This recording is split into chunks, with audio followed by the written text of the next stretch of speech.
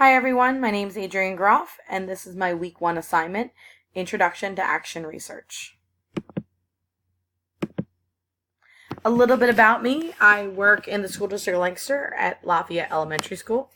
I am a first grade teacher there. In addition, I also operate as the extended day program coordinator. It's a program that works every Monday and Tuesday right after school for an additional hour. And we target 3rd through 5th graders in the areas of math, reading, and with more of a science focus. In addition, this year with our new iPad initiatives that's happening amongst our elementary schools, I am the co-tech leader within my building. This is my final course within my ACTE major with a concentration within the STEM field. In addition, I am a huge Duke basketball fan. I also enjoy traveling and going to various aquariums since I do have a strong passion for marine animals. And then I also enjoy spending time with my friends and my family. I have a picture here of my 2-year-old nephew who enjoys pretty much anything trucks and trains related, but he also has a very strong passion for reading, so we're always reading when we're together. So we learned within the video the 4 stages of action research. Ideally, I think stage 1, it would be my area of difficulty. I think stage 1 is the main stage when you look at creating an action research plan, since it is the largest because there's a lot within that stage 1.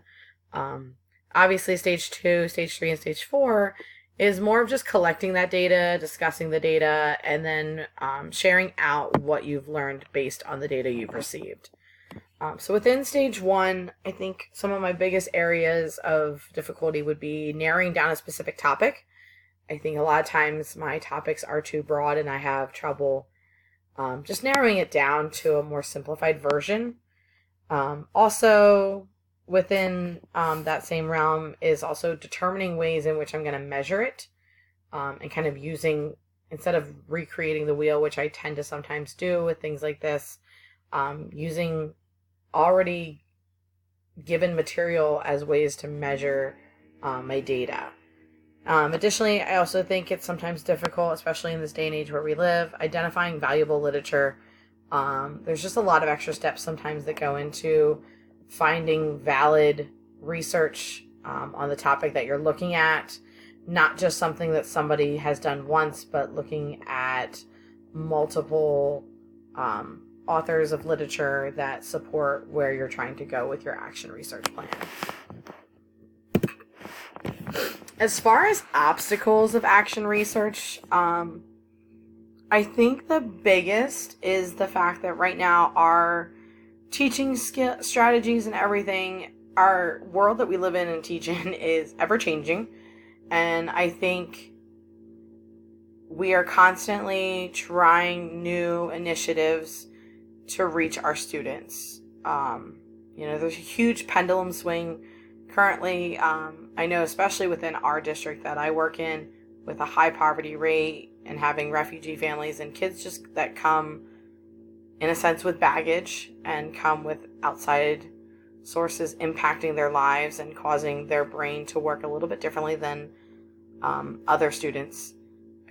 The social emotional factor within teaching and the struggle that I know we in the school district of Lancaster sometimes face is just having the inability to almost teach our kids from the start and kind of teaching them that social emotional first before we can even get into the actual teaching curriculum. So that's kind of like a huge obstacle sometimes when you look at action research plans, is just those different initiatives that districts and schools incorporate into their school year to continue to grow their students, not just have them meet the requirements, because a lot of times schools are either meeting the requirements and not growing, or you're growing your students but not meeting the requirements for testing results and whatnot. So I think those initiatives, I know our district tends to bite off more than we can chew sometimes when it comes to initiatives, so I can only imagine what other districts are like as well. I think that also falls into the fact that teachers just have a lack of time.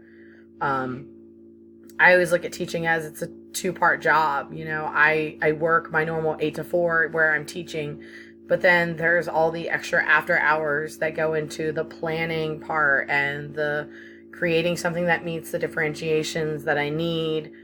There's just a lot that goes on. There's conferences and meetings with parents, other teachers, professional development. All those things kind of interrupt the ability to really complete action research in its full entity. I also think evaluation requirements that some districts might have can sometimes hinder and make people avoid doing an action research because it's yet another thing that they have to do. I get it that it's obviously to make us better teachers, but when you have other initiatives and requirements that your district requires you, sometimes those come forefront, and the action research that you're trying to do independently kind of gets pushed to the back burner, or it's the first thing you're going to drop when life gets a little bit crazy. I know in our district, we have, for tenured teachers that are past the full observations, there's different cycles we rotate through. So a cycle of observations is one of them, and then the other two are peer coaching or action research. And a lot of times the action research is the one that teachers are less likely to do because there's just a lot more involved with doing it. Whereas with peer coaching, at least it's something that can be simply documented and reported, and it's not as big of a project that you're taking on outside of just teaching kids. I think that also stems from the lack of the ability to collaborate. Everyone has a life outside of teaching, and a lot of times that life can hinder you from being able to collaborate with other teachers effectively. And it's difficult, especially in our district. We want to be with our kids because we know we can do the best job. We know that subs aren't always the most qualified or have the knowledge to support our kids the way we know them and can support them. So just having that lack of ability of collaboration with teammates is definitely something that causes quite the obstacle. Finally, the stories from the field. The school that I related to the most, or the story, was the Charlotte M. Kirkland School. I connected with that because it was a Title I school. It also had a high poverty rate. And I think the work that they had done working with their English learners was really pertinent to the work that we do in our district. I love how they were touching on the fact that it's important to provide the home language aspect when you're introducing a kid to English, and kind of being able to have that ability to go back and forth. I think our district struggles with that because obviously Spanish is very well and something that we have teachers that have gone to school or that just naturally speak Spanish, and that's great. But we also have a huge refugee area in which our students are coming from various countries that speak all types of languages.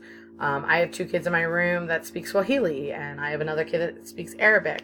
Those are just not languages that we're accustomed to learning or have ever had an introductory course to. So it is difficult to kind of be able to reach those kids and really kind of bridge the gap between their home language and learning English. I also liked how they incorporated student voice and choice within their action research by asking the kids which strategy best assisted them in their learning, and really just working off of that feedback as well. I think sometimes we get so caught up in being almost like the dictator within our school, within our own classroom, and being the sole teacher that we sometimes forget to use our students as a driving force and giving them the option to say, I learned best by this way. And that's the best way that I can learn from, and just continuing to use that process. So I really connected with that school story. So thank you, and hope you enjoy my presentation.